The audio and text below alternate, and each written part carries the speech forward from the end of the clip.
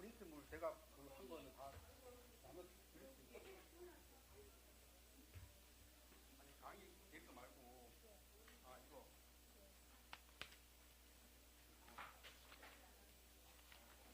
저는 필요 없어요. 저는 안 여기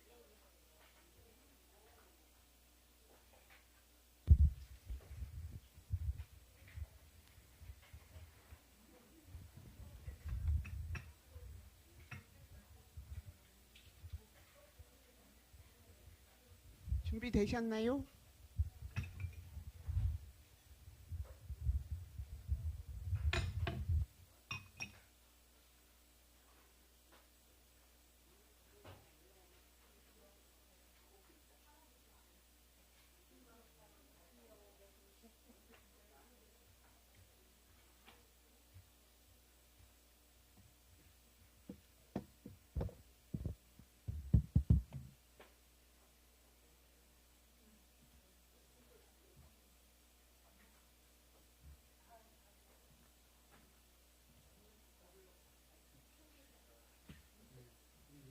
저번 학기에 있었는데 그러니까 안 보내니까 다음 주에 제가 준비해요.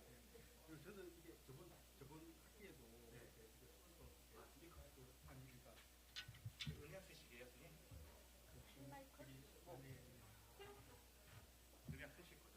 유튜브 보면은 그 밴드 보시는 분들 음향이 안 나온다고 하잖아요. 그래서 준비해요. 논란을 빚은 양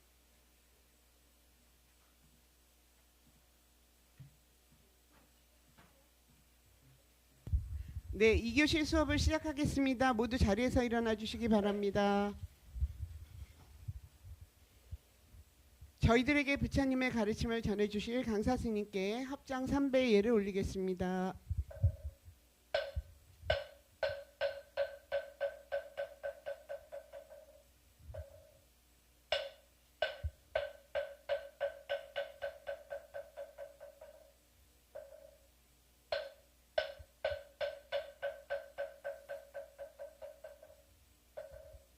모두 자리에 앉아 주십시오.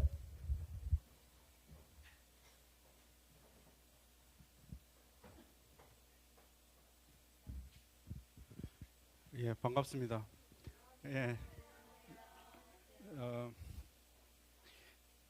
저번 학기 때 이제 처음으로 이제 학예사 이제 강의를 이제 했는데, 처음에는 되게 떨리고 뭐 버벅거리고 했는데 한 학기 하니까 뭐 할만하더라고요. 할만하고 이게 제가 말을 이렇게 조리 있게 못 해가지고 이번 방학 때는 이제 스피치 강의를 이제 들었어요. 스피치 강의. 그게 뭐 아나운서가 하는 학교에서 하는 이제 스피치 강의가 있더라고. 그리고 뭐 3일 동안 이제 한다길래 이제 했는데, 그러니까 제가 이제 말하는 습관에서 이제 이런 말 있잖아요. 이런 걸 이제 말하는 스피치 학원에서는 이제 간투어라고 그런데, 말을 이제 하기 위해서 중간 중간에 넣는 그런 그게 하나 습관이죠. 그런 거를 이제 많이 하더라고요. 하고 그런 걸 이제 고쳐 나가야 된다고 이제 그 강사 선생님이 이제 그런 지적을 이제 하고 이제 했는데, 그래서 뭐 저번 학기 때는 해가지고 이렇게 적응을 했는데 또 다시 시작하려고 하니까 또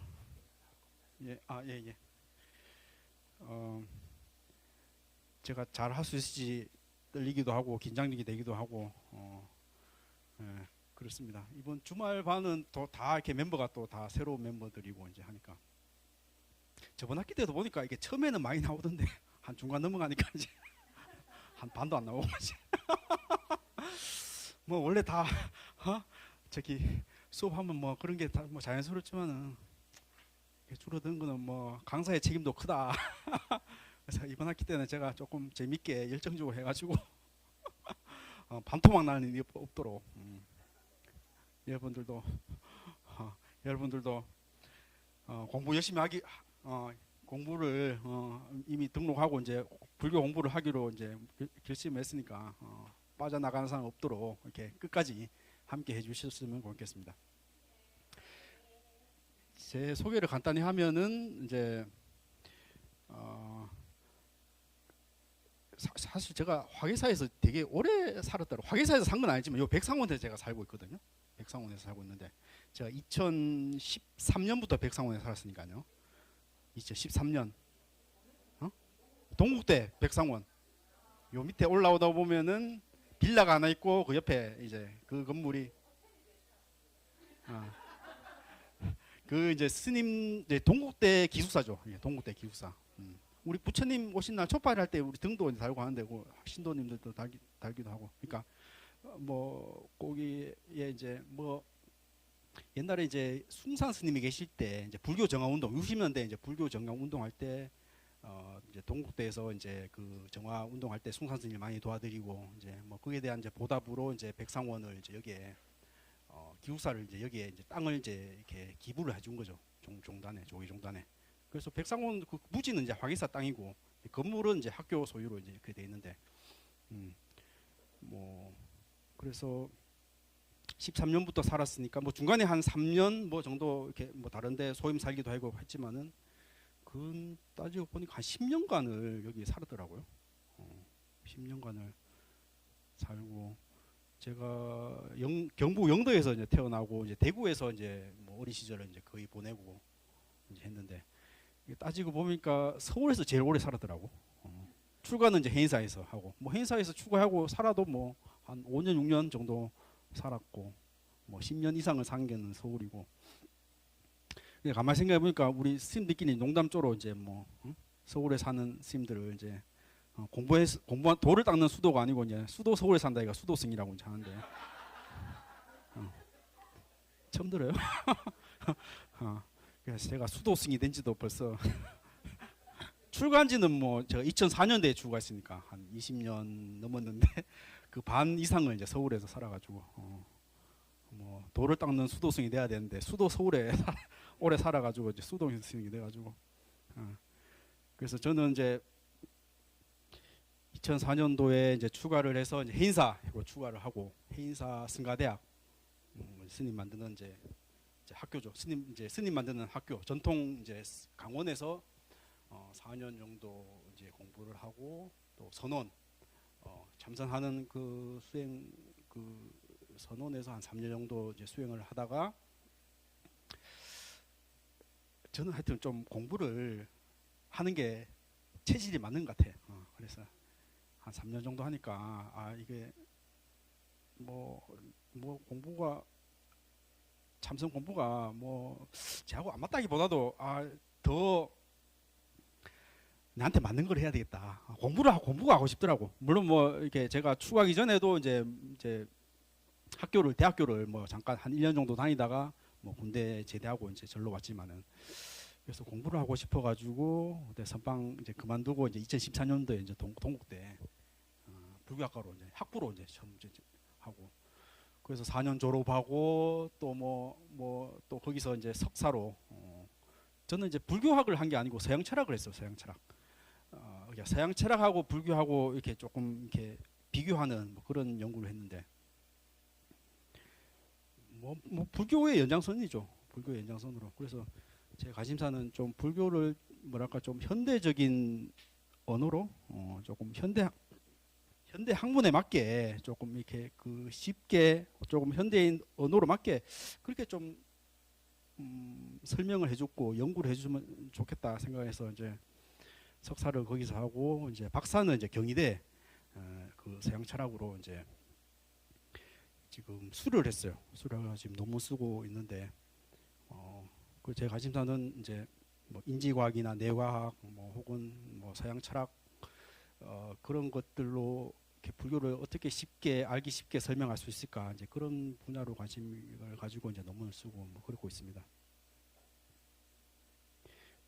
그래서 제가 화계사하고 이래저래 인연이 많은데 그러니까 제가 이제 2004년도에 이제 제대를 했는데 이제 제대 이제 말년 휴가를 나와가지고 그래서 저는 이제 군대 있을 때 추가를 하려고 이제 마음을 먹었어요. 마음을 먹고 어디로 가야 될까 이제 이렇게 고민을 하고 이제 그러던 차에 제가 사실 그 현각 스님 책 그 하버드에서 화계사까지 그 책을 군대에 있을 때 한 10번 읽었었던 것 같아.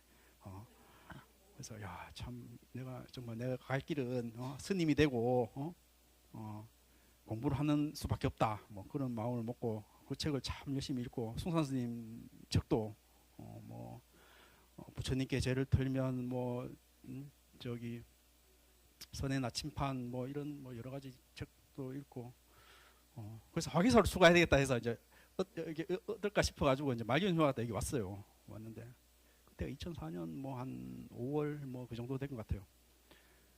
뭐 여기에 숭산 스님이 계실지 아니 계실지도 모르고 뭐 그냥 막연히 왔죠. 근데 오니까 현각 스님이 그때 무슨 법문을 하고 계시더라고요. 현각 스님이 그때 일반 그 외국인 스님 있잖아요. 외국인 스님이 이제 여기 3층에 그러니까 여기 법당 2층에 국제선언 있잖아요. 거기서 이제 법문을 하셨는데 그래서 되게 인상적이었어요. 그 법문하시는 실제 이제 법문하시는 모습을 보고 그래서 이렇게 경내에 이제 왔다 갔다 하고 있는데 숭산 스님이 나오시더라고요. 저기 요사체 저기 조실체 지금 주지 스님 체가 지금 그때 조실체였는데 그때는 이제 벌써 몸이 안 좋으셔가지고 이렇게 옆에 이렇게 제자 스님들이 이제 부축을 하면서 이렇게 나오시더라고요. 나오셔가지고 제가 이제 멍하니 이렇게 내가 너무 막 이렇게 그리고 이제 바라던 그 스님을 직접 보고 내가 그냥 멍하니 그냥 앞에 서 있었나 봐요. 그러니까 스님이 그때 그냥 비켜라 그냥 하면 이렇게 그때 이렇게 말을 제대로 하지도 못했던 것 같아요. 건강 때문에 야야야 하면서 이렇게 비켜라고 이제 그렇게 하시더라고요.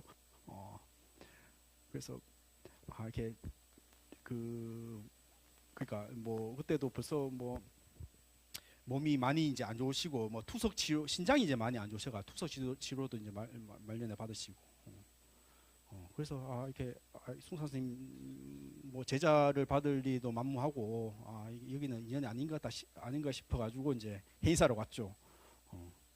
그해 2004년 한 10월달에 이제 숭산 스님께서 이제 열반하셨죠. 하셨는데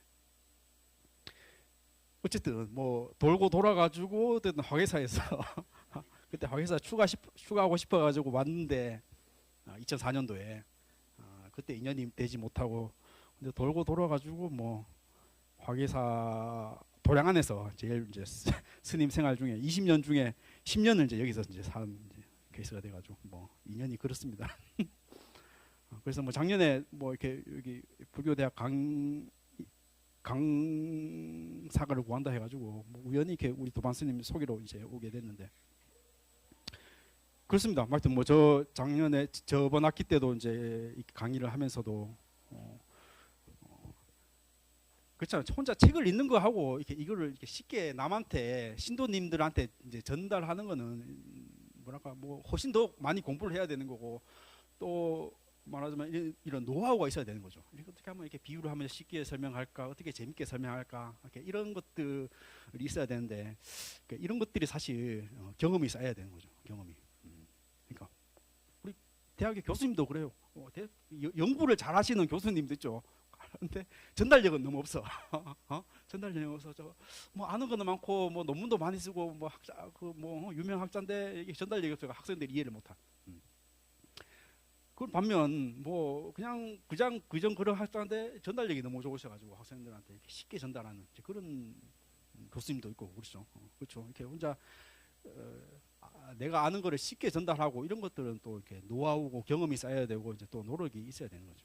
그래서 제가 그동안 공부를 뭐 이래저래 학교 뭐 학부 석사 박사 뭐 계속 공부를 했는데 이제 혼자 공부를 하고 이렇게 남한테 전달해줄 기회가 없었죠.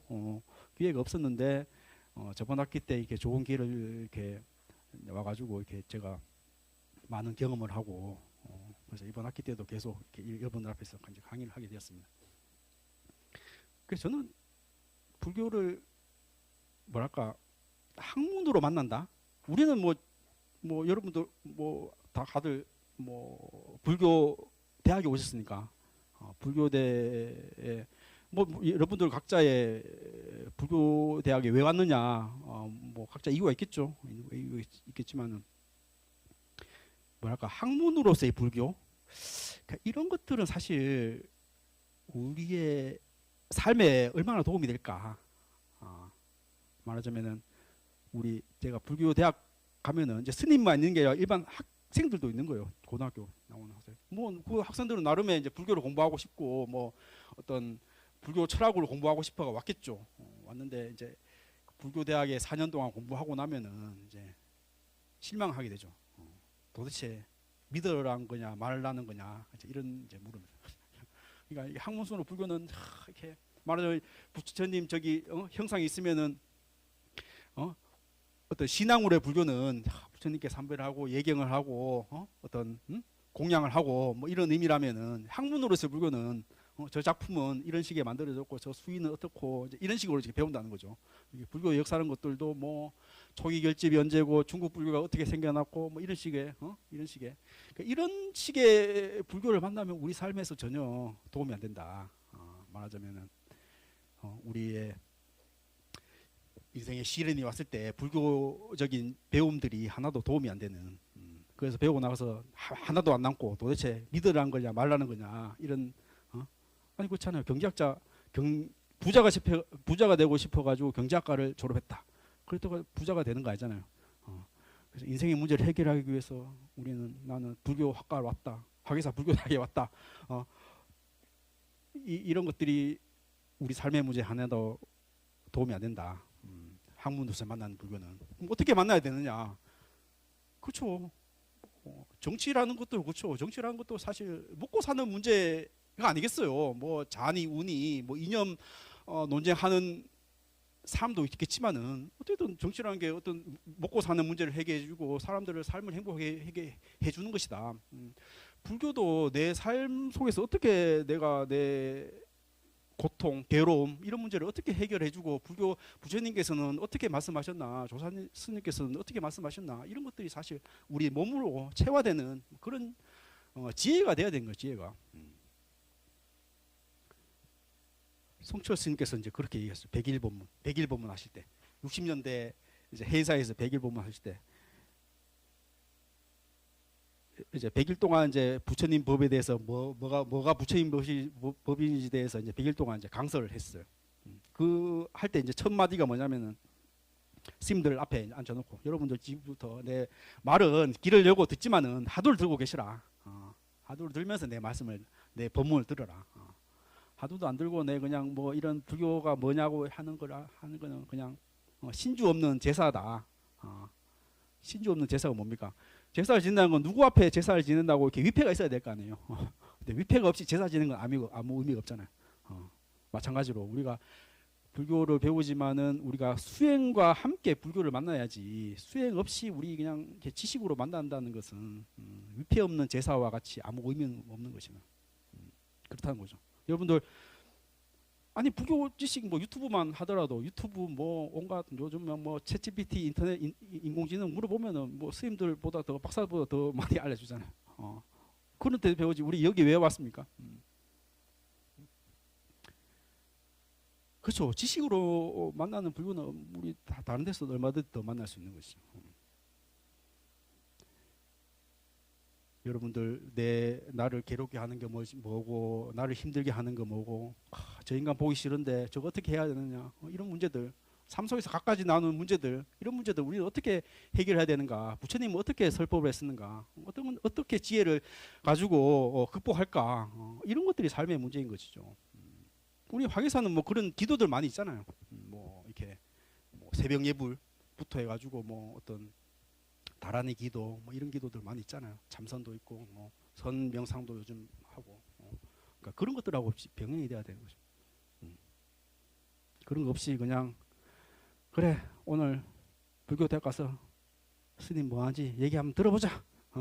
편안하게 앉아가지고 그냥 들으면 아무것도 남는 게 없죠. 그런 지식적인 불교는 우리한테 아무런 도움이 안 되겠다. 우리 작은 할머니가 그런 경험을 하셨어요. 작은 할머니, 뭐 벌써 지금 80이 넘으셨고, 우리 친가 쪽에는 기독교 신자들이 많아요.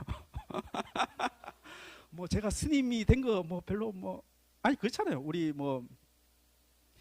제 아는 스님 중에도 스님은 이제 비구니 스님인데 이제 그 비구니 스님은 스님이고 언니는 이제 수녀예요. 수녀 가톨릭 수녀.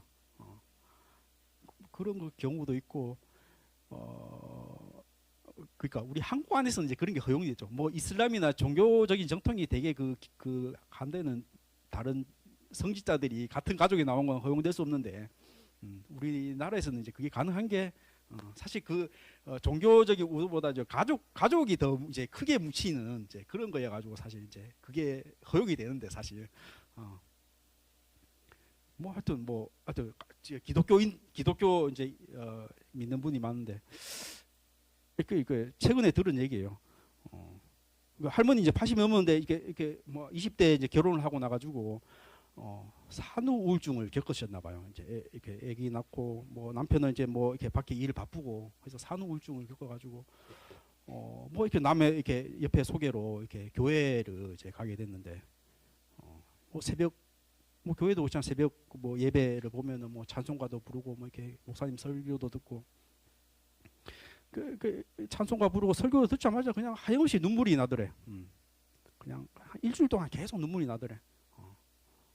보통 말하는 기독교에서 말하는 이제 뭐 성령을 입었다, 은혜를 입었다, 뭐 이런 표현을 이제 하긴 하는데, 그러니까 뭐 어떤 계기로 그러니까 뭐 우울증이고 뭐 이렇게 다른 어떤 심리적인 이제 문제가 있었는데 이제 그런 종교 교회 이제 이렇게 예배를 보면서 이제 하나님의 어떤 그런 종교적인 어떤 그런 성령, 은혜 뭐 이런 걸 입어가지고 평생을 이제 기독교인으로 독실한 이제 기독교인으로 이제 살아가시는데, 그러니까 뭐 그거는 뭐 기독교 불교의 문제가 아닌 거죠. 그러니까 종교를 만난다는 이제 거는 그런 거죠. 내 삶의 문제에서 정말 힘들고 정말 지푸라기라도 이제 하나라도 잡고 싶은 마음에서 우리 그래 찾잖아요, 사실. 뭐 내가 잘나고 내가 뭐 부러울 게 없으면은 우리 왜 종교를 믿고 부처님을 찾고 이제 그러겠어요. 그러니까 뭐 저도 그렇죠. 스님들 출가한 것도 뭐 다 사연이 있겠지만은 저도 이제 왜 출가했냐고 물어보면은 그러니까 이렇게 고등학교 때 굉장히 이제 그 강박증이라고 강박증 이게 불안 증세예요. 불안 증세. 왜 가스 잠갔나 안 잠갔나 막 이렇게 계속 확인하고 문을 잠갔나 안 잠갔나 이게 반복적으로 하는 그 강박증이라고 이제 그러는데 그러니까 한 중학교 2학년 때부터 이제 그런 증세가 생기더라고. 그러니까 그런 것들이 막 이렇게 고등학교 때 너무 힘든 거야. 그냥 공부를 하려고 해도 그냥 이런 거 뭔지 하나 이렇게 차고 막 체크하는 거 이게 신경 써가지고 도대체 집중이 안 되는 거야. 막 그냥 그때도 뭐 교회 가기도 하고 뭐 불교 가기도 하고 뭐 그러니까 나중에 정신과 의사한테 찾아가니까 그 강박증이라고 뭐 약 먹고 뭐 심리 치료하고 그래야 된다고 이제 뭐 그렇게 하고 뭐 심리 치료 받으면 또 뭐 어떤 성장 과정에 뭐 어떤 어머니하고의 어떤 정서적인 문제들 뭐 이런 것들을 상담하고 이제 뭐 그랬죠. 뭐 물론 뭐 그런 거 가지고 이제 도움이 됐고 이제 뭐 했지만은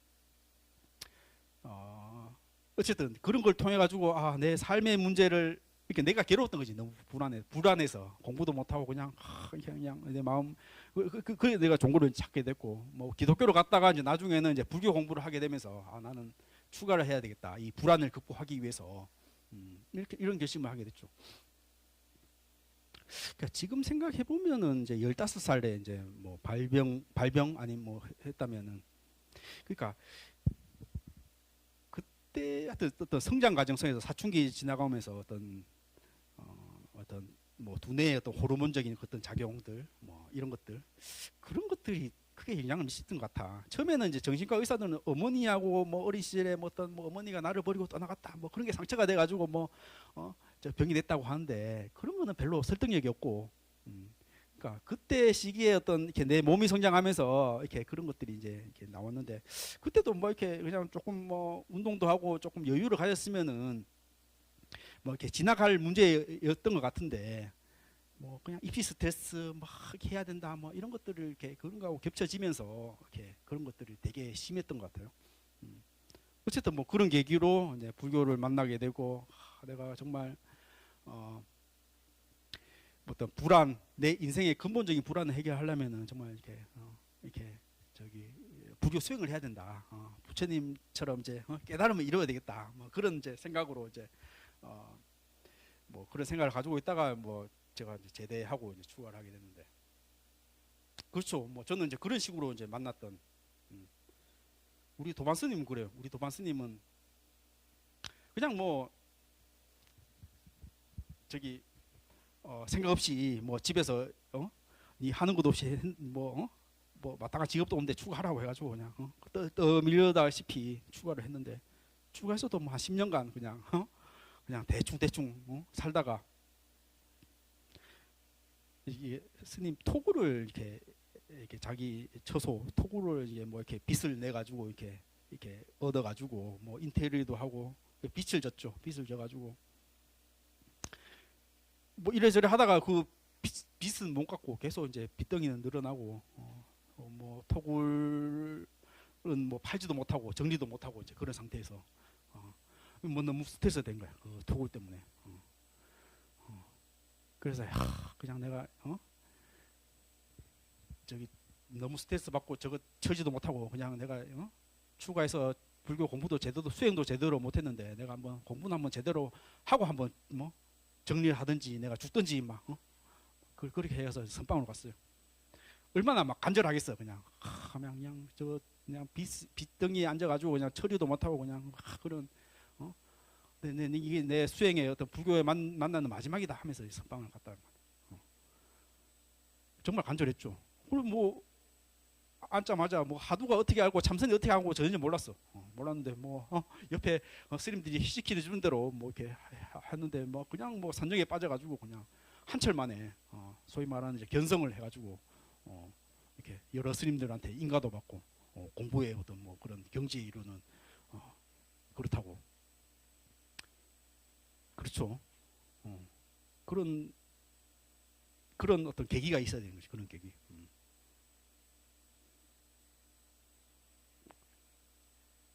뭐 여러분들 다 그런 계기가 있어서 불교를 만나고 화계사 불교대학에 온 거잖아요. 뭐 다들 뭐 사연들이 다 뭐 제가 다 묻지는 못하겠지만은, 그러니까 그런 우리가 삶의 문제, 괴로움의 문제 이런 것들을 어떻게 해결해야 될 것인가, 이제 그런 지혜 차원에서 불교를 만나야 되고 불교 경전을 공부해야 된다. 이제 이런 말씀을 먼저 제가 구구절절하게 이렇게 얘기를 했습니다.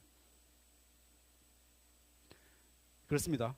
그래서 우리 과목의 제목은 이제 도표로 있는 경전 입문, 이제 경전이 어떻게 성립이 되고 전파가 됐는가, 이제 이런 거에 대해서 우리가 이렇게 다루는 과목인데요. 화계사 불교대학 과목 보니까 뭐 다양하게 많더라고요. 우리 뭐 어떤 경전 강의도 있고 뭐 이렇게 다양한 저기 교육구점으로 이제 했는데 다양 뭐 1학년부터 꾸준히 이렇게 경전반까지 하면은 불교에 대한 어떤 대략적인 어떤 그런 의견을 얻을 수 있는 뭐 그런 것 같더라고.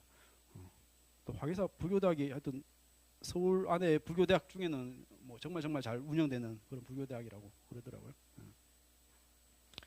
그래서 이 귀한 불교대학에 강의를 해서 이제 영광이고, 우리 한번 한 학기 동안 도표로 있는 경전 입문에 대한 그런 걸로 이제 강의를 해보겠습니다. 제 강의는 주로 이렇게 제가 프린트물로 이렇게 나눠주고, 제가 밴드에 매주 올려요. 밴드에 이제 매주 올리고, 또 여기 직원분들께서 이제 여기 프린트 해가지고 이렇게 나눠주시면은 그걸 보고, 제가 또 여기 화면에 제가 하면서 같이 이렇게 하고, 제가 말만 하면 너무 지겨워가지고 이제 유튜브도 한 번씩 보고 요즘에 유튜브 쇼츠나 이런 것들이 짧은 영상들이 많아가지고 그런 것들을 보면은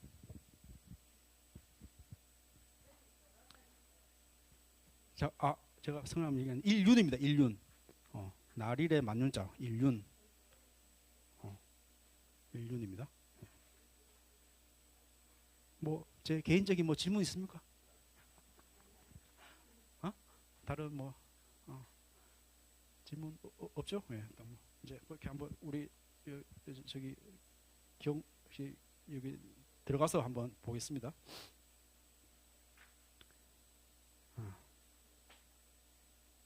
그래서 경이란 뭔가, 불교 경전 이런 뭔가, 그렇죠? 뭐 한 번씩 다 한번 그래도 한번 우리 하는 거 한번 우리 수업하기 전에 한 번은 다 읽고 오세요.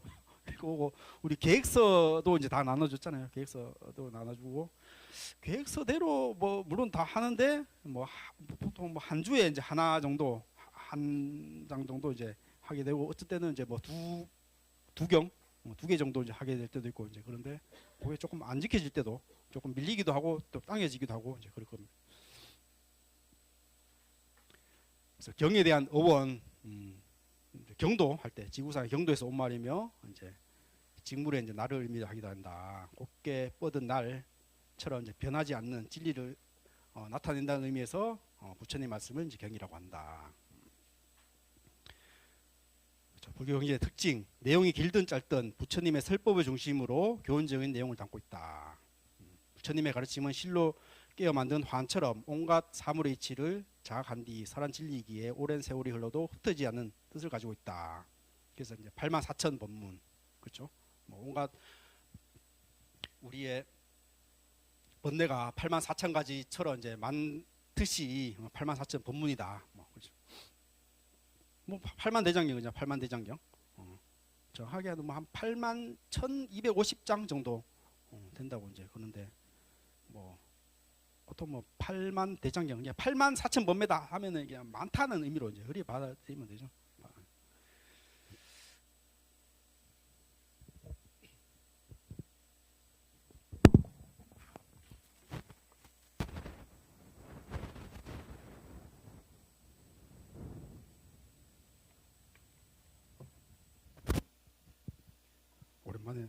오랜만에 말을 하니까 목이 아프네.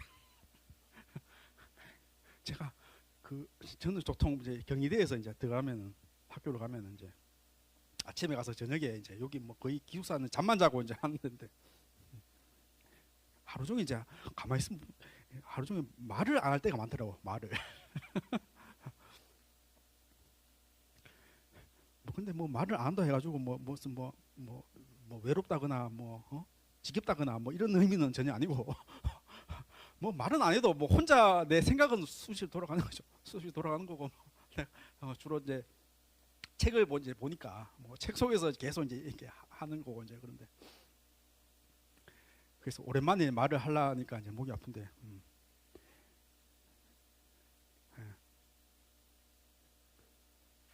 그런데 우리 보사님들은 보니까 되게 하여튼 말하시는 거를 즐기시더라고. 그래서 야 참 말을 잘한다. 그래서 뭐 보통 과학자들은 하여튼 인간 여성이 남성보다 한 2배 정도 하루에 보면은 2배 정도 얘기를 많이 한다고 그러는데 전화기 붙잡고도 얘기하고 하면서 전화하면서도 만나서 얘기하자 하면서 끊고 이렇게 말을 하든 이게 말을 잘하려고 이제 이게 관찰하다 보니까 여성의 언어가 더 이렇게 유창하고 이렇게 이게 잘 많이 하는구나 이렇게 생각을 이제 드는데 그러니까 이게 말하는 게 그 아나운서한테 이제 들어보니까 인간이 이렇게 말하는 내용보다도 이렇게 이런 뭐 제스처나 어떤 이렇게 성량, 뭐 울림 뭐 이런 것들이 사실 더 사람들한테 주의를 이제 이렇게 잡아놓는 그런 거더라고 하더라고요.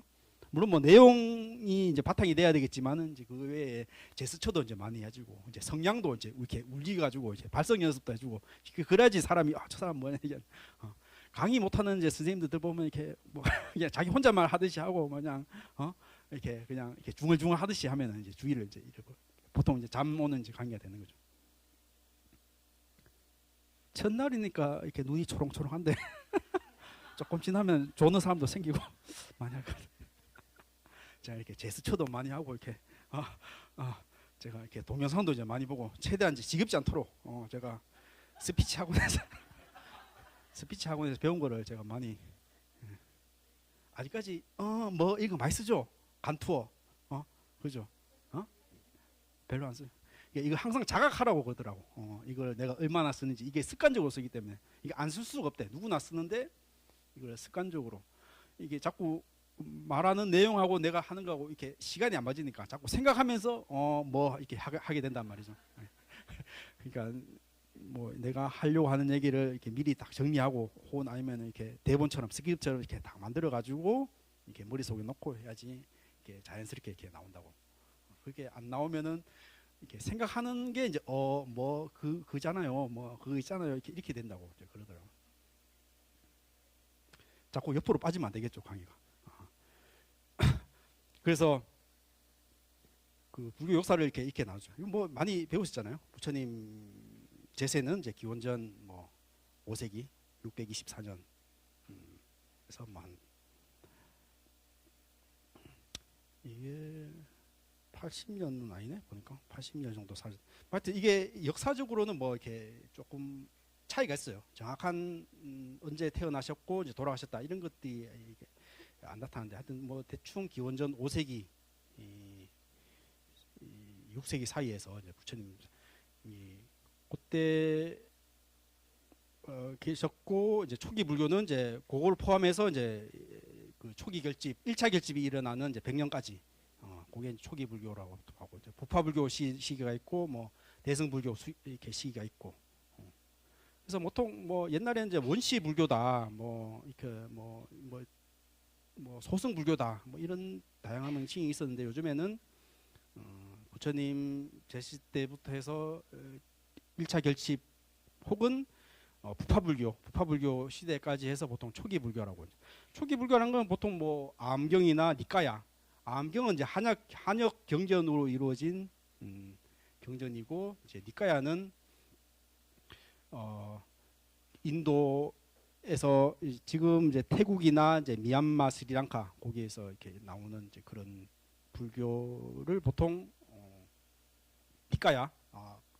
그러니까 북방 불교하고 남방 불교하고 다른 이제 전승이 이루어진 거죠. 그래서 우리나라 스님들은 남방 불교가 있는지 몰랐죠. 옛날에 교류가 없었으니까. 그래서 뭐 부처님 경전이 말하자면은 그 역사적으로 이렇게 시기별로 이렇게 구별이 돼 있었는데 이렇게 중국에서 넘어올 때는 그게 이렇게 구별이 안 돼서 말하자면은 암경도 있고 선사들이 말하는 이제 선오록도 있고 이런 것들을 어떻게 이걸 분류할까 이런 것들이 이렇게 문제가 됐죠. 문제가 돼가지고 암경 같은 경우는 이렇게 우리 이 근기가 낮은 신도들을 위해서 근기가 낮은 사람들을 위해서 이렇게 기초적인 설법을 하고 나중에 뭐 법화 화엄 이렇게 정말 부처님께서 말씀하시고자 하는 것은 이제 뒤쪽에 법화경이나 이제 하엄경이나 뭐 선불교나 이렇게 말하고 이런 것들은 그때 당시 때는 이제 이런 남방 불교의 존재를 몰라가지고 이제 그런 것들을 불교 형제를 어떻게 분류할까 이런 것들이 이제 우리 선배 스님들이 이제 그런 것들을 고민했는데 이제 지금 역사적으로 이렇게 밝혀 보니까 이렇게 불교가 이렇게 역사적으로 발전해 왔다 하는 것들이 사실 뭐 이런 것들이 서양 학자들이 이제 발견한 거죠. 뭐 한 100년 안쪽으로 영국이나 그 독일 그런 학자들이 이제 인도 경전들 이제 연구하면서 이렇게 하게 됐죠.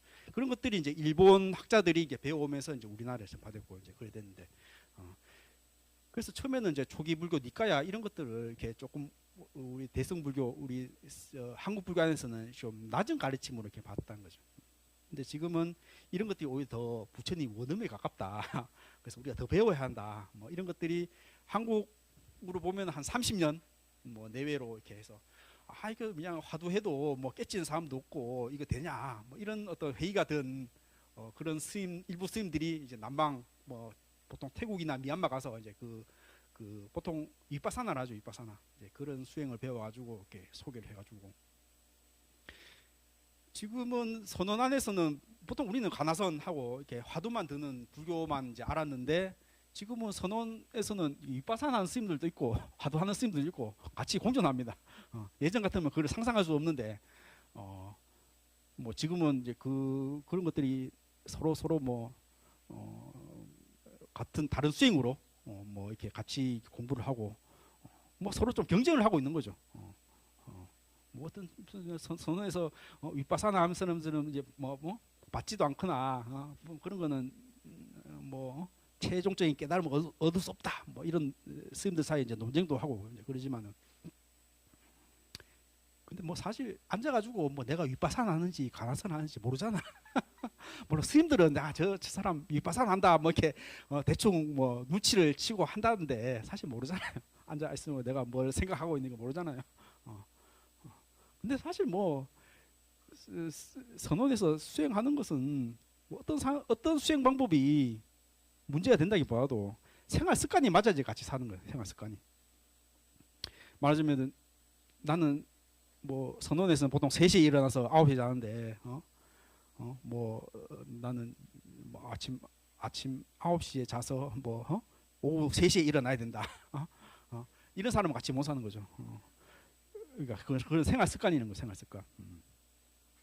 뭐 그렇잖아요. 뭐 아침 딱 일어났을 때 같이 밥을 먹고 뭐 이런 것들이 맞아야지 같이 사는 거지. 이런 것 그렇죠. 그래서 지금 선언 안에서는 그래서 사실 윗바사나가 이게 사실 윗바사나가 이제 미국이나 이제 유럽이나 이런 곳에서 이제 윗바사나 수행을 그 윗바사나라는 거는 사실 병원에서 이렇게 심리 치료로서 이제 윗바사나가 이제 도입이 됐죠. 병원에서 정신과 치료하는 그 현장에서 이제 도입이 됐는데 이제 그런 것들이 우리나라에 또 소개가 많이 됐고, 그래서 뭐 힐링, 소위 말하는 힐링, 뭐 요즘 워낙 뭐 불안하고 뭐 이렇게 우울한 사람들 많으니까 이제 그런 거 치료할 목적으로 이제 많이 소개가 됐죠.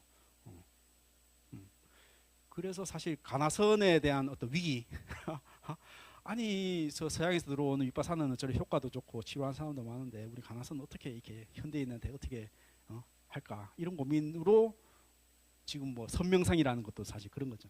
선명.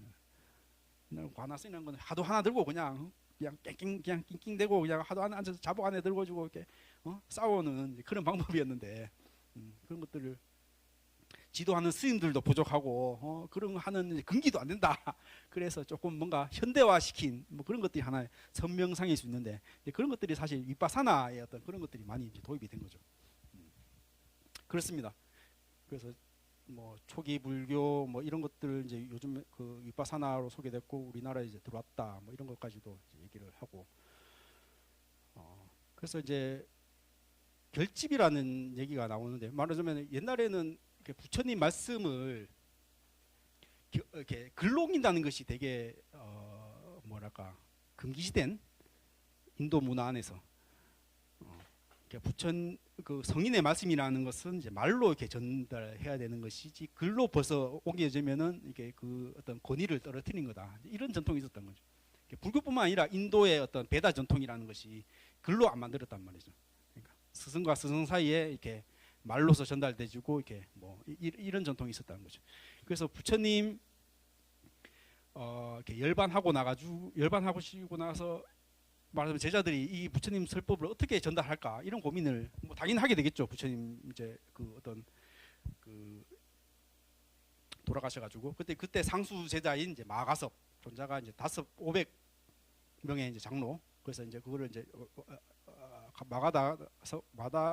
마가다구 이제 왕사성 칠력굴에서 그 1차 결집인 거죠. 부처님 열반하시고 나서 부처님이 어떻게 말씀하셨다는 것을 이렇게 우리가 모여가지고 만들 필요가 있다. 그래서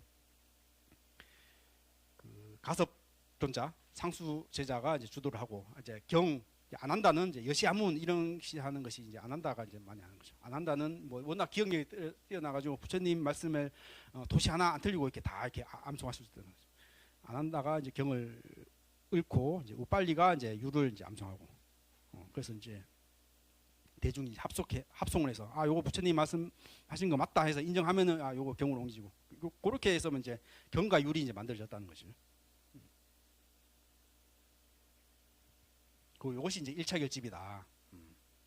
부처님 열반하시고 직후에 이제 이렇게 만들어지고 2차 결집은 이제 인묘로 이제 100년 정도 해서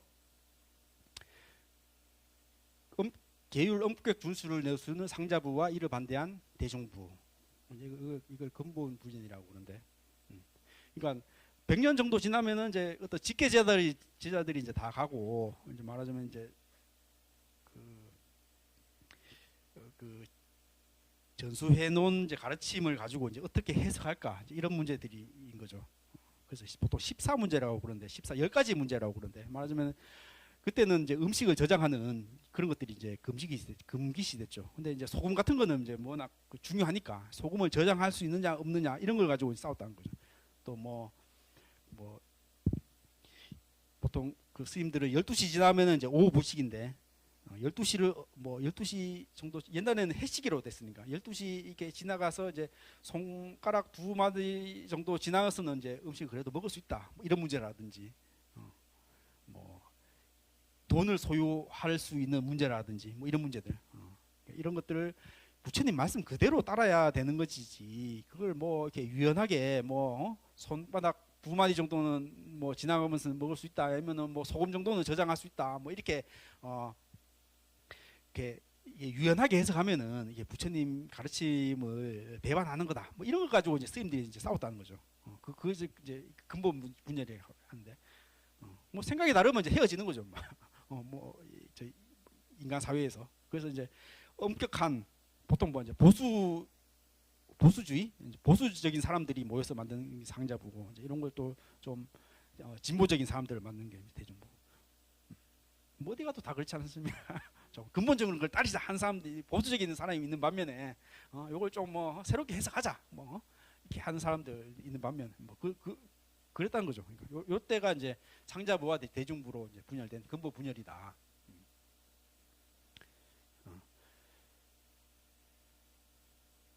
그래서 이런 것들이 이제 20개 정도로 이제 분열이 되는 거죠. 20개 20부파가 이제 생긴데 그게 부파라는 것이 이제 이렇게 분파로 됐다 해서 이제 부파불교 시대라고 이제 그런데 그래서 엄격한 계율 준수를 하는 상자부는 이제 지금까지 있는 뭐 태국이나 이제 남방 불교 그런 전통들이죠. 그런 전통들은 뭐 니까야라고 이제 얘기하는 거죠. 그런 경전들. 뭐 대승에 말하는 뭐 금강경이나 법화경, 뭐 아미타경 이런 경전은 경전으로 안 쓰는 거죠. 그 분들은 그런 거는 이렇게 그런 분들은 뭐 대승 불교는 불교가 아니다. 이렇게 오염됐다. 뭐 이렇게 바라보는 거죠. 여기서 나타나듯이 이렇게 상자부와 대중부가 이제 분열됐듯이 어쨌든 엄격하게 부처님 말씀만 따라야 되는 것이지 이런 것들을 이렇게 새롭게 해석하면 안 된다. 이런 사람들 나타나는 거죠. 그래서 지금도 가면은 이렇게 태국이나 미얀마 가면은 이제 한국 스님들 가면은 이렇게 스님 자석에 안 앉혀요. 그러니까 신도들로 우리 스님들은 신도들 쪼개 먹으라 그래요. 대승불교 스님들은 스님이 아니다. 제가자의 뭐 어떤 그냥 한 부주다. 이렇게 생각해요. 아니 우리는 기분 나쁘죠. 아니 우리도 추구하고 교육을 받았는데 스님으로 앉히다니 이제 이런 좀 미묘한 뭐 그런 것들이 있는데 그렇습니다. 여기는 뭐 워낙 어떤 엄격한 계율로 중시돼서 대승불교는 이제 좀 변질된 불교다 이렇게 보고 뭐 이런 것들이 지금까지도 뭐 이렇게 긴장 관계로 좀 경쟁 관계로 남아 있는 것이죠. 그래서 뭐 간화산 한 스님들은 이제 그 그냥 그 무슨 대승불교를 불교로도 치지 않는 저런 그런 상자부에서 불교를 배워왔냐 근본도 아니다. 깨달음 아란 정도는 깨달음이 아니다. 불성을 이루려면은 저기 더 깊은 그런 삼매로 뭐 이런 얘기도 하고 그런 이제 경쟁 관계가 있는 거죠. 상자부와 이제 대승불교 사이에서는. 그래서 그 소승불교라는 것이 사실 대승불교에서 이렇게 조금 이렇게 폄하하는 말이죠. 폄하는 대승이 더 큰 수레고 더 큰 가르침이고 소승은 조금 이렇게 좀 밑에 가르침이다. 보통 말하면 우리 뭐 짱깨 하라고 하듯이 이렇게 놀리듯이 이렇게 소승이라는 말이 그런 걸 폄하하는 말이라는 거예요. 폄하하는 말. 그래서 요즘에는 이제 상자부 불교라고 하죠. 상자부 불교, 대승불교 이런 것들이 정식적인 학술적인 명칭인데요. 그래서 3차 결집은 이제 아쇼카 왕 BC 뭐 268년 뭐 이런 시대에 이루고 빠따리 부트라에서 이제 이루어지고 이때는 이제 어떤 문제가 이제 됐냐면은 이제 아쇼카 왕이 이제 이제 불교를 이제 새롭게 이렇게 그 결집을 하고 이제 해외로 전파한 그런 이제 불교계 안에서는 뭐 이게 불교를 이렇게 많이 발전시킨 그런 왕으로 이제 치는데 인도에서는 그때 이제 경률론 3장 이게 경은 이제 부처님 말씀이고 이런 이제 그 스님들의 어떤 살아가는 방법 어떤 그런 것들을 계율을 이제 정한 그런 것들이고 이제 논이라는 것은 이제 경에 대한 이제 해석인 거죠. 해석 논 아비달마라고 이제 그러니까 부처님 말씀을 어떻게 해석할 것인가에 대한 어떤 그런 것들을 이제 논의라고 하는데 이걸 보통 3장이라고 그러잖아요. 경론론 3장. 이런 것들이 이제 아쇼카 3차 결집에서 이제 이루어졌다. 이때 아쇼카 왕의 이제 뭐 왕자인 이제 마인다나 이제 뭐 공주도 이제 스리랑카에 이제 보내고 뭐 그랬고 사실 이때까지도 그 문자로 이루어진 게 아니고 전승으로 이루어진 전승으로.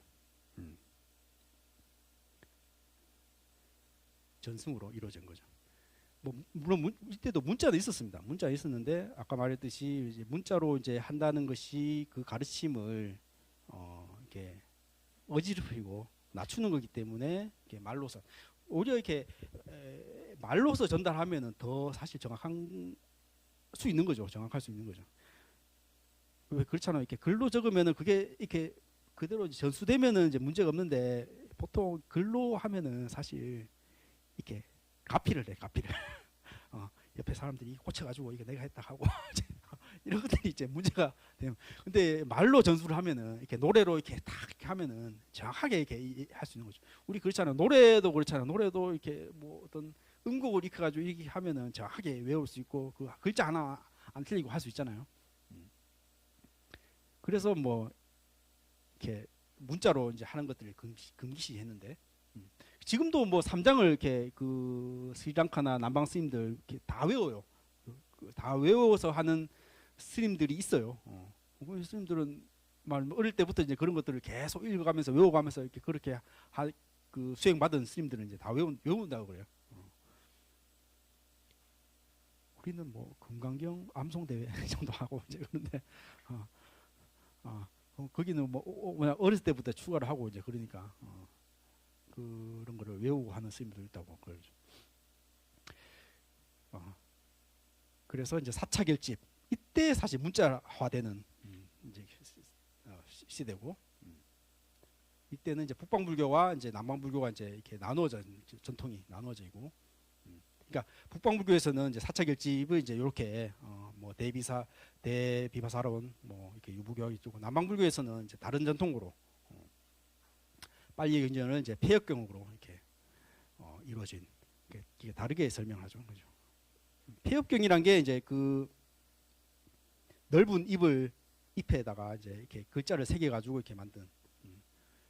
그때는 종이가 이제 그러니까 종이가 이제 소개되기 전이죠. 그러니까 넓은 잎에 그 이렇게 종이를 이렇게 파가지고 이렇게 했던 그런 것들 폐역경이라고 그러는데. 그래가지고 이제 이렇게 나무 잎을 이렇게 묶어가지고 그래가지고 이렇게 한 장씩 넘기는 그런 것들을 이제 그때 이제 문자화된다. 보통 6차 결집이라는데 5차, 6차 결집은 이제 현대에 와서 100년 뭐 안짝에서 이렇게 이루어진 미얀마에서 이루어진. 그래서 요거는 어떤 의미에서는 전통적인 결집이라 할 수 없는데 어떤 크게는 이제 6차 결집까지 이루어져 있다. 그렇죠. 대승불교 는 아까 얘기했듯이 이제 그 북파불교 그러니까 너무 이제 학문적으로 이렇게 불교를 연구하고 뭐 말하자면 자기의 어떤 그 수행만 강조하는 뭐 그런 것에 대한 비판으로 이렇게 새로운 이제 중생교화 뭐 자비를 강조하는 그런 것들이 이제 새로운 불교 운동 불교 개혁이 일어난 거죠. 불교 개혁. 그렇잖아요. 뭐 가톨릭도 그러잖아요. 가톨릭도 너무 부패하고 그러니까 뭐 이렇게 개신교가 이제 이렇게 종교 개혁을 하면서 이렇게 일어나고 뭐 그런 시기인 거죠. 그때 당시 때 뭐 불교가 너무 이렇게 뭐 맞아 학문적인 불교 뭐 수행만을 강조하는 불교 뭐 이렇게 너무 이렇게 일상 대중들과 분리된 뭐 그런 것들을 하다 보니까 그 불교를 개혁해야 된다. 이제 이런 의미로서 대승 불교 운동이 일어난다. 그랬던 옛날에 배울 때는 불탑 신앙을 강조해가지고 그 신도들 중심으로 이렇게 종교 개혁을 했다. 이렇게 이제 그러니까 불탑에서 이제 불교 경전을 읽고 불탑 신앙을 하는 것이 대승 불교의 어떤 기원이 됐다고 이제 얘기를 하는데 요즘 학자들이 이제 밝히기로는 이렇게 이런 제가자의 어떤 불탑 신앙이라기보다도 이게 불교 기존 종단 안에서의 어떤 스님들의 어떤 종교 개혁의 어떤 그런 모습이 더 맞다. 뭐 이런 게 요즘은 이제 새롭게 해석하는데요. 그러니까 현장 스님이라고 중국에서 인도에 이제 그 경전을 구하러 갔던 스님이 이제 그 대당서역기라고 이렇게 그런 기록을 보면은 인도에서 공부했던 그 승원에서 이제 대승불교 스님하고 말하자면은 이제 그 뭐 보통 상자부 불교, 소승불교 하는 스님들이 이제 같이 공부하셨다는 거죠. 공부를 했다고. 경전은 이제 다르게 해봤지만 생활을 같이 했다는 거죠. 생활을. 그러니까 그런 어떤 다른 역사적인 전통을 보니까 그 제가자들이 개혁을 했다기보다도 이제 기존의 어떤 승단 안에서의 어떤 개혁을 이루어 가지고 대승불교가 나왔다. 이렇게 요즘에는 이제 가르치고 있는데요. 그래서 대승과 소승의 가장 큰 차이는 말하자면 보살 개념이 새로 생겼다. 보통 깨달음 중생. 그러니까 그 소승 불교 말하자면 요즘에는 상자구 불교 하는 것이 이제 혼자만의 깨달음을 이루었다면 대승 불교는 자리 이타다. 나도 깨달음을 이루지만 다른 사람들도 깨달음을 이루고 이렇게 도와주고 이런 것들을 이제 강조하는 보살 사상을. 우리나라는 보살이라고 하면 이제 여자 신도를 이제 얘기를 이제 하는데 여자 신도도 아니고 요즘에는 그냥 전바치를 보살이라고 의미가 완전히 그냥 보살 요즘에 무슨 보살 하면 이렇게 점을 보고 무슨 막 무당 비슷한 사람을 또 보살이라고 하여튼 의미가 하여튼 이렇게 많이 변용이 돼가지고 이렇게 오염이 됐는데 어쨌든 원래 의미는 보리살타라는 말은 이제 깨달음과 중생 깨달음을 추구하는 중생 뭐 이런 의미로 나도 깨닫고 남도 이렇게 도와줄 수 있는 이런 말을 이제 보리살타 보살이라고 얘기를 하죠.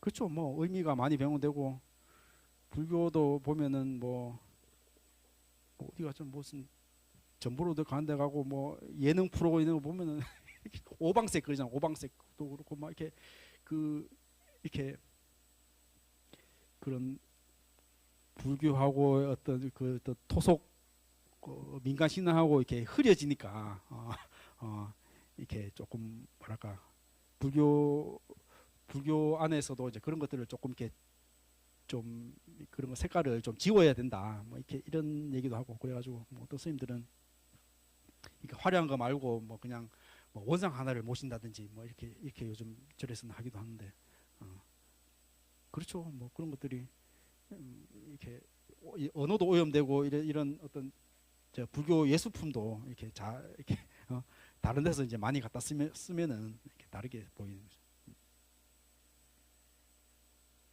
뭐 스님들도 뭐 가면은 점 보고 뭐 이렇게 사주 보고 뭐 그런 스님들도 뭐 신도들도 그런 걸 요구하고 또 스님들도 이제 뭐 그런 걸 또 봐주는 스님들도 있고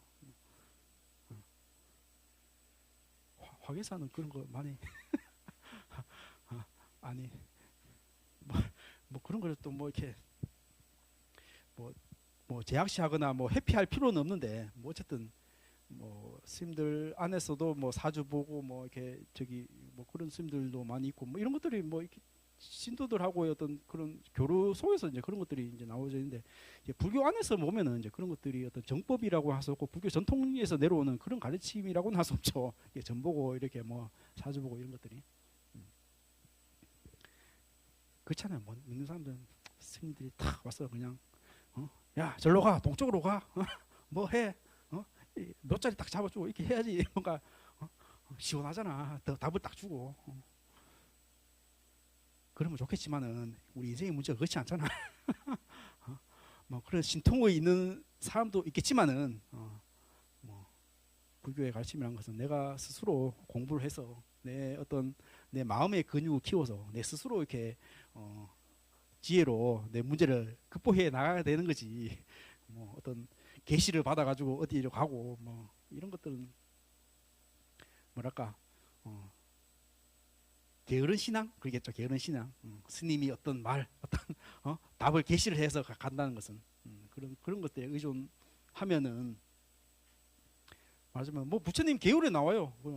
전보고 그런 거 하지 말라고 그런 계율이 나오고 그래서 스님들도 이렇게 잘못 수행하면은 뭐 하여튼 뭐 미래가 보이고 뭐 그런데요. 그래서 그렇게 뭐 어디 너희 집에 뭐가 있고 뭐 너 과거를 막 깜짝 놀라죠. 그래서 뭐 온갖 좋은 거 다 갖다 주고 그러지 않겠습니까?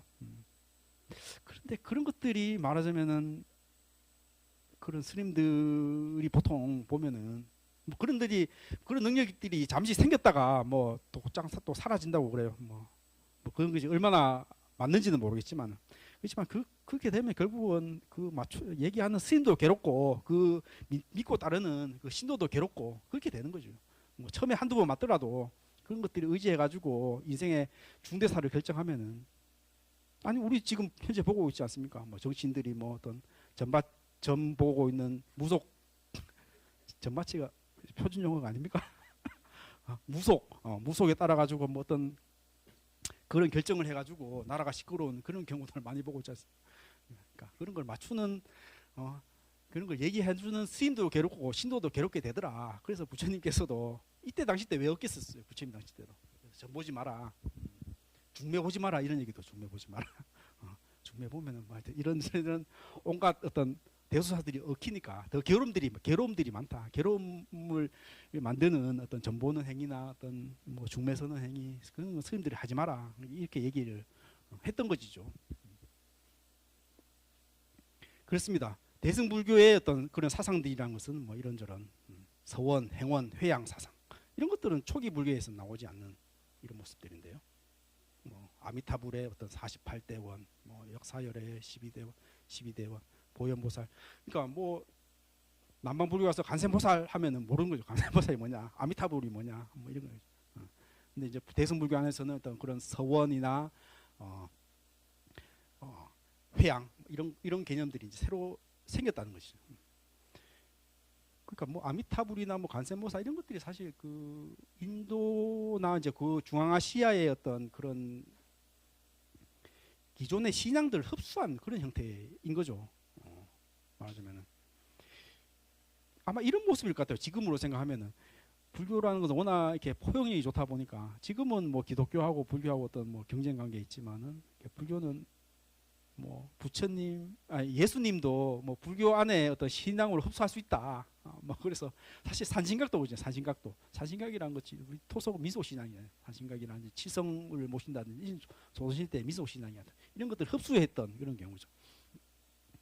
그래서 뭐 나중에 시간이 지나면 기독교의 어떤 뭐 세가 뭐 낮아지거나 뭐 흡수되면은 뭐 기독전이 생겨가지고 예수님을 신앙하는 뭐 이런 것들이 생길 수 있는 만약에 뭐 지금은 상상할 수 있지만은 맞아 이런 것이 아미타불이나 뭐 간센보살이라는 것이 그 기존의 어떤 신앙들을 불교 안에 흡수되면서 이렇게 나타나는 거죠.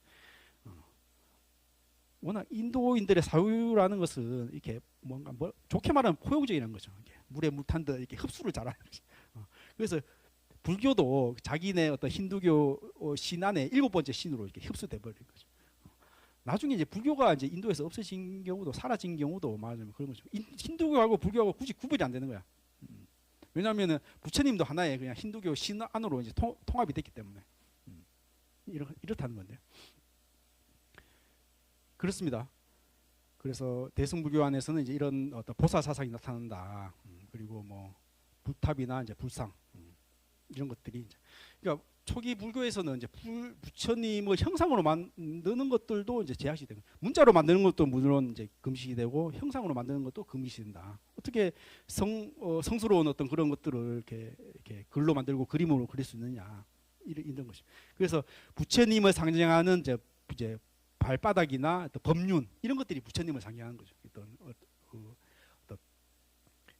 불교 탑이나 이런 걸 보면은 이렇게 연꽃이 그려져 있거나 이제 부처님 발바닥이 그려져 있는 것은 부처님 형상하는 거죠. 이런 것들도 말하자면은 그 그리스 인도하고 그리스하고는 이제 서로 그 알렉산더 대왕이 인도 원정을 하면서 이제 이런 서로 이제 문화 교류가 됐던 것이죠. 그래서 그리스는 이제 그 신을 형상으로 만드는 것들이 일반화돼 있었지 않습니까? 뭐 비너스 신상이라든지 뭐 어떤 이런 뭐 이렇게 서양의 어떤 그런 그 조각들이 발달돼 있지 않습니까? 이런 것들이 인도로 전해지면서 이제 부처님도 이렇게 형상으로 만드는 이제 그런 것들이 이제 만들어졌는데 이런 것들이 중국으로 넘어와서 뭐 우리나라의 어떤 뭐 석굴암이라는 것은 뭐 그리스, 인도를 거쳐가지고 이제 이런 것들이 이제 전파됐던 말하자면 그런 것들. 처음에는 이제 부처님을 형상으로 만드는 것이 이제 금기시됐다. 그렇지만은 그리스나 이제 서양의 어떤 그런 영향으로 이렇게 이런 것들도 또 형상으로 만들어지고 이런 것들이 하나의 신앙으로 이제 강화됐다는 것이다. 그리고 뭐 여기서 정도 삼부경이나 법화경, 화엄경 이런 믿음을 강조하는 뭐 이런 경전들도 생겼다. 그리고 뭐 삼매사상, 선정사상 뭐 이런 것들도 이제 나타나고 또 무주상, 공이라는 말들도 뭐 엄밀하게는 안 쓰죠. 초기 불교 안에서는. 근데 뭐 엄밀하게 따지면 연기가 뭐 이렇게 발달된 것들도 뭐 연기가 바로 공이고 뭐 이렇게 할 수 있는 것인데 불교 대승불교 안에서 이제 공이라는 말이 이제 나오고 금강경이라는 것들도 뭐 무주상 보시가 나오고 이런 것들은 그 유식사상 보통 뭐 대승불교 안에서 이제 중간과 유식 이런 것들이 크게 그 두 개의 사상이라고 할 수 있는데 유식사상 뭐 일체가 마음이 지어낸 것이다 이런 것들도 대승불교에서 이제 나오고 불성사상 이런 것들도 열애장사상 우리 요거는 배우고 있지 않습니까? 열애장 우리는 부처의 성품을 이제 타고났다 뭐 이런 얘기겠죠. 그래서 초기 불교에서는 이제 부처님 역사적인 기원전 5세기에 이제 80년 살았던 역사적인 부처님을만 인정을 한다면은 대승불교 안에서는 부처님의 성품이라는 것은 부처님도 영원히 법신으로 존재했던 거고 땅 위에 날아왔던 것이 이제 그냥 화신으로 석가모니 부처님이 태어났고 말하자면 불성이라는 것은 끊임없이 계속 이렇게 면밀히 이어진다 이런 것들이 불성사상으로 이제 나타나는 건데요. 이런 것들도 이제 대승불교하고 어떤 상자불교하고의 어떤 차이라 할 수 있는 거죠. 불성사상이라는 것도. 그리고 제가자 중심의 어떤 수행 집단. 그렇죠. 유마경에 보면은 이제 제가자가 뭐 깨달음을 잃어가지고 뭐 스님들한테 설법하는 그런 모습도 보이고 승만경은 이제 여자 신도 승만 부인이 이제 이렇게 부처님을 대신해서 설법하는 그런 모습도 보여주고 이런 것들도 이제 제가자 중심의 이제 수행 집단이 형성된 그런 것들이 사실 파격적인 모습이라는 것이죠. 소승 불교에서 나타나지 않는. 그래서 이게 마지막까지입니까? 조금만 더 하면 돼. 요거까지 다 하죠. 그래서 중국으로서 이제 불교가 전해진 것은 이제 후한 명제 때다. 그래서 보통 불교 안에서 이제 부처님을 이렇게 황면노자라고 이제 황면노자, 이게 황금색 얼굴을 한 이제 노자라고 이제 얘기하는데, 그러니까 노자라는 것은 중국 그 전통의 신앙으로 노자라는 이제 사람이 있었고 이제 뭐 알고 있는데 인도에서 불교로 이제 전해 왔을 때 이렇게 어떻게 부처님을 이렇게 설명할까 이런 것들을 고민을 했던 이런 것들이 사실 격의 불교라는 건데 맞으면 우리는 밥하고 국하고 먹는데 서양에서는 뭐 디저트, 에피타이저 또 뭐 본식이 있고 뭐 스프가 있고 뭐 에피타이저 후식이 있고 후식이 에피타이저입니까? 하여튼 디저트가 있고 그러니까 스프는 뭐 국입니까? 뭐 이게 그 안 맞잖아. 우리는 밥하고 국인데 뭐 스프는 뭐 우리한테 안 맞듯이 설명할 수가 없는 거야. 그래서 스프는 국하고 비슷한 거야. 이렇다는 거죠. 우리 식으로 이제 설명하는 거죠. 그러니까 불교 안에서 공이다, 뭐 연기다, 깨달음이다 이런 것들을 설명할 용어가 없는 거야. 그래서 이거 그냥 노자가 말했던 무가 아니겠느냐. 깨달음이라는 것은 공자가 말했던 인이 아니겠느냐. 이제 이런 식의 이제 자기가 가지고 있던 말로 이제 설명을 하는 거죠. 물론 뭐 그런 것들을 쉽게 설명하려고 하지만은 말하자면은 그런 것들을 오해할 수 있는 그런 요지가 많다는 거죠. 처음에 이제 뭐 격의불교 시대에서 이제 불교, 유교나 이제 도교의 개념을 갖다 주고 개념을 했지만은 뭐 시간이 지나면서 이제 도안 스님이나 이제 구마라집 현장 뭐 이런 뛰어난 역경가 번역가 스님들에 의해 가지고 이제 중국식으로 이제 용어가 정착이 됐다.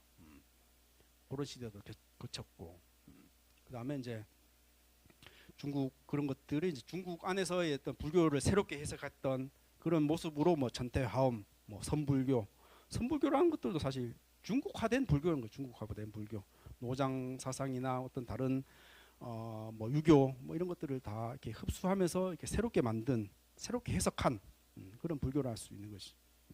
그래서 뭐 한편에서는 그건 오염된 불교다 뭐 이렇게 얘기하는 상자부에서는 얘기하지만은 맞으면 대승 불교에서는 그 가르침들을 현지화하고 말하자면 업그레이드한 뭐 그런 모습일 수 있는 것이. 그런 모습이 지금 한국 불교 안에서도 이제 뭐 남장 상자부를 위파사나하는 스님들도 있고 공부하는 뭐 신도들도 있고 스님들도 있고 그런 모습들이 지금 한국 불교 안에 현재 나타나고 있는 그런 모습일 수 있는 것이죠. 그렇습니다. 예. 그래서 오늘은 그냥 대강에 한 학기 동안 어떤 거 배울 것인가 대충 얼개만 이제 그려놨습니다. 다음 주부터 본격적으로 이제 경장 하나씩 이제 들어가도록 하겠습니다. 예. 뭐 질문 있습니까? 네, 시간이 2분 지났네요. 예. 오늘은 강의 마치도록 하겠습니다.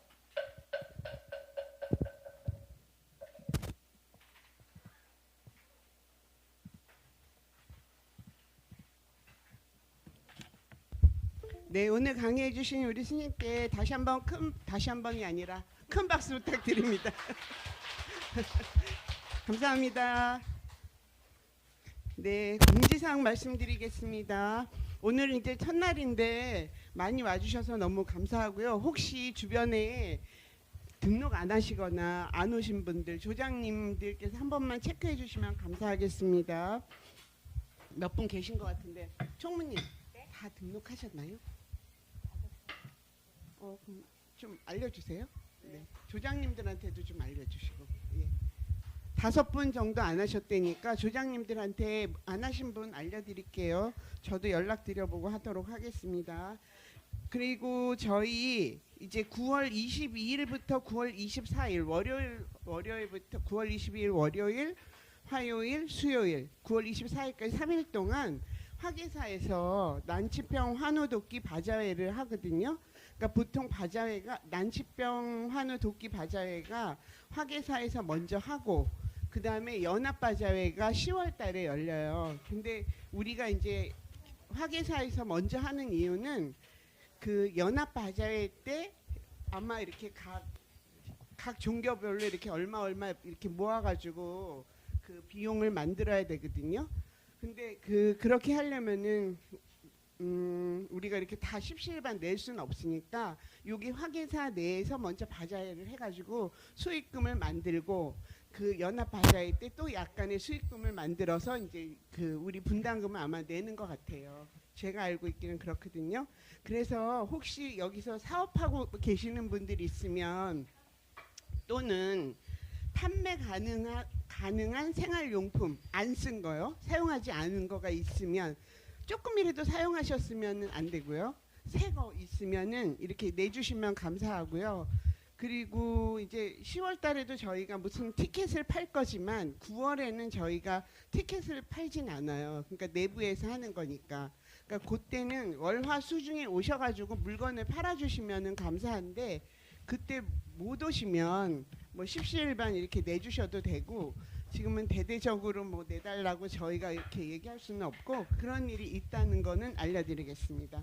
그리고 다음 주에 우리가 설거지 봉사 있거든요. 제가 한번 이름을 불러드릴게요. 오실 분들 사용배 존칭은 생략하겠습니다. 사용배, 신승희, 신우석, 조윤기, 이윤주, 임혜순, 이경순, 김승자, 조영모, 신효숙, 박덕인, 백종모 이상 12명이고 그다음 임원 4명 합해가지고 16명이 설거지 하기로 이제 손을 들었거든요. 근데 이 중에서 혹시 자기 이름은 없지만 하시고자 하는 분 있으실까요? 없으시면 없어도 그냥 괜찮습니다만 하시려고 하면 오늘 얘기해 주셔야 돼요. 뭐 약간 소정의 선물이 있어요. 그 명단 안 올리면 선물을 못 받으시니까 하실 분은 오늘 총무님한테 얘기해 주시면 됩니다. 그리고 그 11시까지 오셔서 식사하고 이제 설거지 시작하면 돼요. 기도가 끝나야지 설거지를 하는 거니까 11시까지 와주시면 됩니다. 그 공양간 있는 데로 와주시면 되고요. 그리고 오늘 간식 보시는 박덕인 보살님이 해주셨습니다. 우리 개강을 맞아서 열심히 공부하자고 박덕인 보살님이 해주셨습니다. 오늘 청소 혹시 하셨나요? 안 하셨죠? 예, 다음 주 1조부터 하겠습니다. 다음 주에 1조 청소해 주시면 감사하겠습니다. 예, 그리고 아까 들으니까 성지순례 접수가 안 돼요? 대기자라도 그러니까 방생 대기자 이렇게 올려도 안 된대요? 올려놓으면 연락이 올 수 있어요. 예. 가실 분들은 그 대기라도 올려주시면 될 것 같고 그 방생 가는 거는 9월 8일 월요일이에요. 우리 여기 다 좀 어려우실 수 있어요. 예, 이상입니다. 모두 자리에서 일어나서 불단을 향해 주십시오. 서원을 실천하겠다는 굳은 마음으로 모든 불보살님들의 총원인 사홍서원을 봉송하겠습니다. 법요지 65쪽입니다.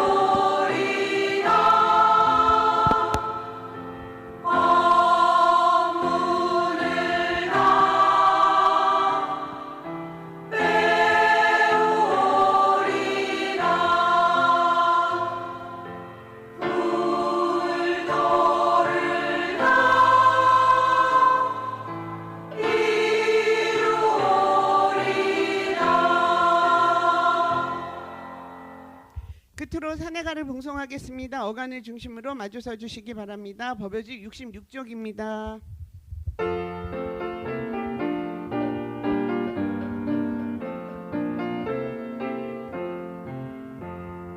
몸은 비록 이 자리에서 헤어지지만 마음은 언제라도 떠나지 마세. 거룩하신 부처님 항상 모시고 오늘 배운 높은 법문 깊이 새겨서 다른 날 반갑게 만만한 뜻으로 부처님의 성전에 다시 만나세. 들어가십시오. 수고하셨습니다.